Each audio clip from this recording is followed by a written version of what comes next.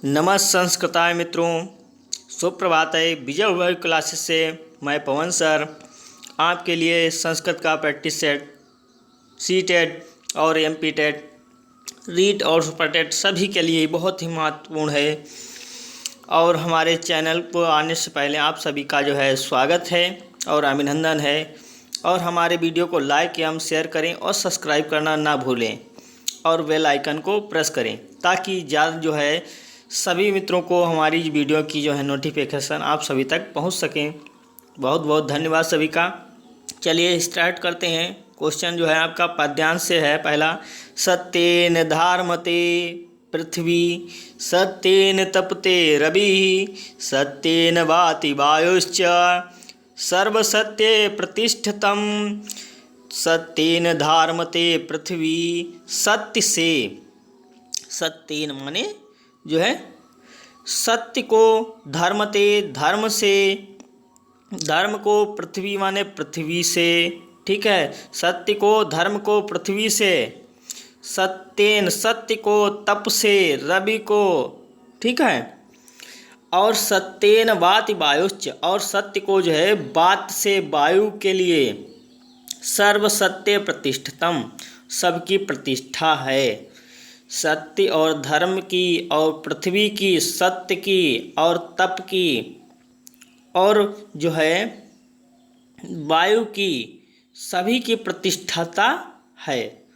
क्या आता है? सत्येन धर्मते पृथ्वी, सत्य से और धर्म से पृथ्वी की रक्षा होती है। सत्य और तप से सूर्य की रक्षा होती है। सत्येन वाति वायुश्च, और सत्य और वात से वायु की रक्षा होती है। सर्व सत्य प्रतिष्ठितम, और सभी को सत्यता की प्रतिष्ठता है। अगला क्वेश्चन क्या है? क्या कह रहा है? सत्येन किम धारमते, तो सत्येन किम धारमते, तो सत्येन पृथ्वी धारते, सी ऑप्शन हमारा राइट आंसर होगा। अगला है सत्येन किम बाति, तो सत्येन किम बाति, सत्येन वाति वायुश्च, लाइन में, दूसरी लाइन में बताया गया था, तो हमारा बी ऑप्शन इसका राइट आंसर होगा। अगला है वात इत्यस्य इत्यत्र का लकारा, वात शब्द में, वात इस शब्द यहाँ पे लकार है, कौन सी है? लट लकार, लोट लकार, लंग लकार या लिट लकार, तो हमारा इसका ए ऑप्शन सही होगा, लिट लकार होती है। रवि शब्दस्य पर्याय पदम किम, रवि शब्द में पर्यायवाची क्या है? सूर्य, अंशुमाली, भास्करा, सभी। तो रवि शब्द में सूर्य की पर्यायवाची, सूर्य को, रवि का अर्थ होता है सूर्य, तो सूर्य की पर्यायवाची है, तो अंशुमाली भी होता है और भास्करा और सूर्य, ये सभी रवि शब्द की पर्यायवाची हैं। तो इसमें से कौन सा आंसर सही होगा? डी ऑप्शन हमारा राइट आंसर होगा, सभी सही हैं, ठीक है। अगला है निर्देश, देखिएगा क्या दिया है। को प्रश्न संख्या 5 से 10 तक प्रश्नों के उत्तर इस गद्यांश को पढ़कर देना है। हितोपदेशस्य लेखका, हितोपदेशस्य लेखका पंडित नारायण शर्मा आसीथि, तो हितोपदेशस्य लेखक कौन है? पंडित नारायण शर्मा। कौन है? पंडित नारायण शर्मा। तस्य विग्रह संधि मित्र लाभ, इसका जो विग्रह है वो क्या है? विग्रह और संधि क्या है? मित्र लाभा, सुहृदय बधा, विग्रह चेति, विग्रह चेति, ठीक है। अस्मिन् ग्रंथे 43 कथा सन्ति, इस ग्रंथ में 43 कथाएँ हैं। अत्र श्लोकानां संख्या 723 वर्तते, और यहाँ श्लोकों की संख्या कितनी है? 723 वर्तते बताई जाती है। 25 कथा पंचतंत्रात् समुद्धता सन्ति, और 25 कथा पंचतंत्र में समुद्धृत हैं। अत्र माने यहाँ, पशु पक्षिया विषायकः विषयकः कथा वर्तन्ते, तो यहाँ पशु पक्षियों के विषय में कथा बताई गई है। ए वाला मुदिता भवन्ति, और ये बालों अर्थात छोटे बालों के विषय में होती है। ठीक है, ये जो है छोटे बालकों के विषय में होती है। अधोलिखितानां प्रश्नानां उत्तराणि इदं पठित्वा ददातु। अधोलिखित प्रश्नों को पढ़कर उत्तर इदम माने यहाँ, पठित्वा माने पढ़कर, ददात माने देना चाहिए। यह जो है अधोलिखित पाठ को पढ़ करके प्रश्नों के उत्तर देना चाहिए। तो हितोपदेशस्य लेखका वर्तते, हमने अभी प्रश्न पढ़ा था, हितोपदेशस्य लेखका पंडित नारायण शर्मा आसीति। तो कौन है? पंडित नारायण शर्मा आसीत। बी ऑप्शन राइट आंसर होगा। तो हितोपदेशस्य कति भागा सन्ति भागेषु विभक्ता। तो हितोपदेश को कितने भागों में विभक्त किया गया? चत्वारः पंच षट् नव। तो कितने भागों में हितोपदेश को जो है विभक्त किया गया है? हमारे 5 भागों में। ठीक है, क्वेश्चन नंबर 6 का जो है बी ऑप्शन राइट आंसर होगा 5। हितोपदेशस्य को जो है हितोपदेश जो हमारा है उसको 5 भागों में बांटा गया है। अगला है हितोपदेशः कति कथा सन्ति। हितोपदेश में कितनी कथा हैं? तो कितनी कथाएं हैं? 43 कथाएं हैं। ए ऑप्शन हमारा राइट आंसर होगा इसका, क्वेश्चन नंबर 7 का। अगला है हितोपदेशे पंचतंत्रात् कति कथा समुद्धृता। हितोपदेश में जो है पंचतंत्र की कितनी कथाएं समुद्धृत हैं? तो हमने बताया था 25 कथा पंचतंत्रात् समुद्धृता सन्ति। तो इसका जो है 25 कथाएं, इसका सी ऑप्शन राइट आंसर होगा। अगला है क्वेश्चन नंबर 9, पशु पक्षी विषय कथा अस्मिन् सन्ति सा वर्तते। तो किसके विषय में बताई गई है ये जो कथा है? क्वेश्चन नंबर 9 का राइट आंसर क्या होगा? हमारा हितोपदेशस्य विषय का कथा अस्मिन् सन्ति सा वर्तते। तो ये हमारा हितोपदेश से ली गई है कथा। ठीक है, ये ऑप्शन इसका राइट आंसर होगा। अगला है पशु पक्षी विषय काव्य कथा भी के मुदिता भवन्ति। ये किसके विषय में कथा बताई गई है या कही गई है? ठीक है, तो गंधर्वा वानरा मत्स्या वाला। तो ये बालकों के विषय में जो है पशु पक्षी की कथा सुनाई जाती है। अगला है क्वेश्चन नंबर 11, क्या कह रहा है? का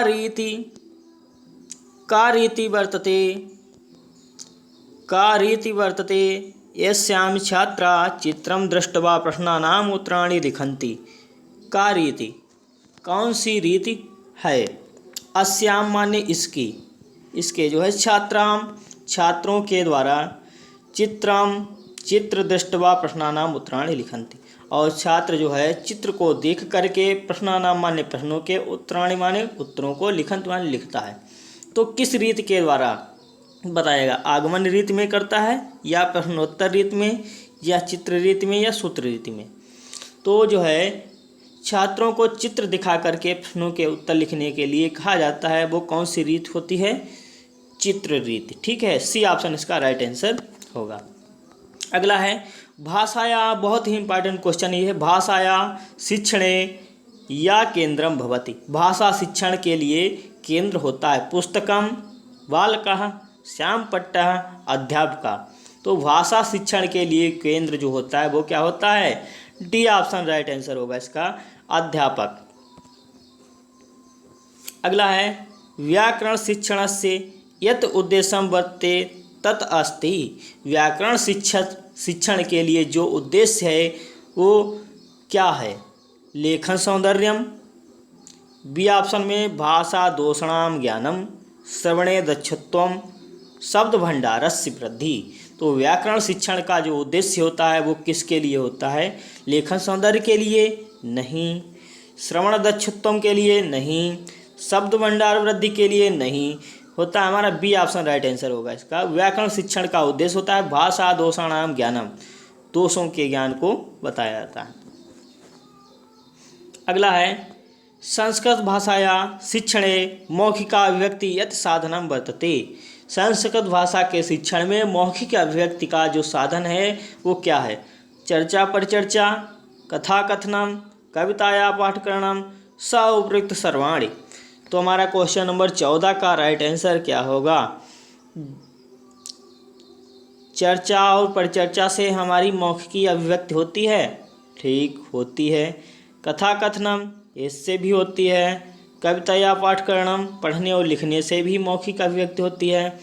तो हमारा उपयुक्त सर्वाणी क्वेश्चन नंबर 14 का डी ऑप्शन राइट आंसर होगा। अगला है क्वेश्चन नंबर 15, क्या कह रहा है? भाषा या पठन समय चेत छात्रा अशुद्धम उच्चारणम करोति तदा करणीयम। भाषा के पठन समय में छात्र जो है क्या करता है? भाषा के पठन के समय में जो छात्र अशुद्ध उच्चारण करता है तत्करणीयम, उसका कारण क्या है? तो ये ऑप्शन में छात्रम शुद्धोच्चारणम निर्देशम दर्तव्या, छात्रों को शुद्ध उच्चारण का निर्देश देना चाहिए। शुद्ध उच्चारणम बारम लेखनीयम करणीयम, शुद्ध उच्चारण को बार बार जो है लिखने के लिए का कारण बताना चाहिए। शुद्ध उच्चारणम बारम अभ्यासम करणीयम या उचित दंडम दत्तव्य, तो दंड तो कभी हो ही नहीं सकता और बार बार लेखन का भी कार्य नहीं हो सकता, ठीक। तो शुद्ध उच्चारण का निर्देश देना ये भी गलत होगा, क्योंकि निर्देश देने से कोई फ़ायदा नहीं है ना। तो हमारा क्या आता है? भाषा पठन समय चेत छात्र जो अशुद्ध उच्चारण करता है उसको क्या करना चाहिए? शुद्ध उच्चारण बार बार अभ्यास कराना चाहिए। सी ऑप्शन इसका राइट आंसर होगा। शुद्ध उच्चारणम बारम अभ्यासम करणीयम, शुद्ध उच्चारण का बार बार अभ्यास कराना चाहिए। शिक्षाया कृते समाजे औपचारिक साधनम यत् वर्तते, शिक्षा के लिए समाज में औपचारिक साधन है जो, वह क्या है?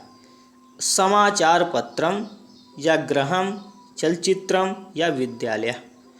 तो औपचारिक साधन शिक्षा के लिए क्या होगा? हमारा डी ऑप्शन राइट आंसर होगा, विद्यालय।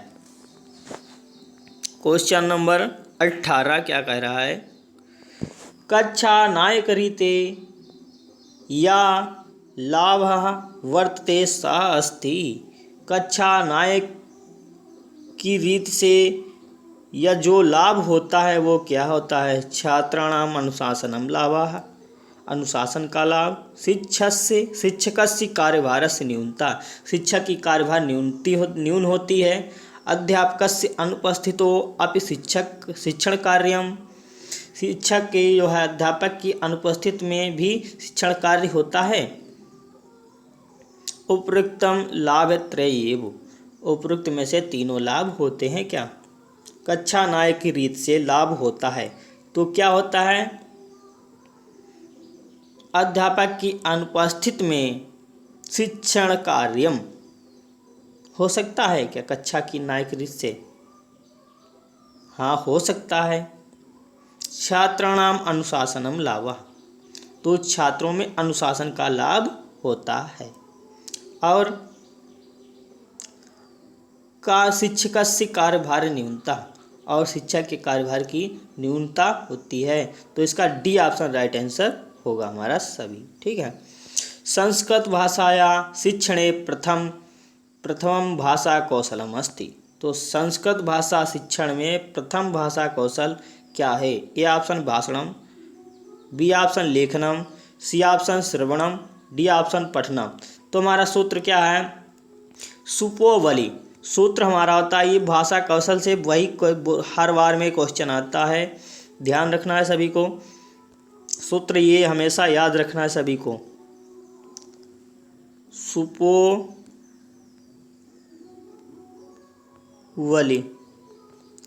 ये सूत्र है सुपोवली।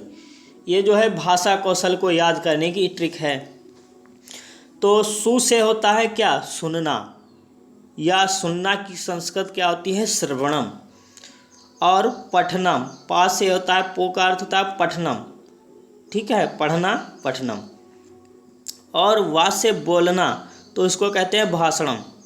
ली माने लेखनम, लेखन लिखना लेखनम, ठीक। तो इसका राइट आंसर क्या होगा? सी ऑप्शन हमारा सही होगा। नहीं, हाँ, सी ऑप्शन सही होगा, श्रवणम, सुनना, ठीक। सी ऑप्शन इसका राइट आंसर होगा। क्वेश्चन नंबर 20 क्या कह रहा है? लास्ट क्वेश्चन है। शिक्षणम इति पदस्य का अर्थ अस्ति, शिक्षण के लिए जो किस पद का अर्थ होता है? लालनम बोधनम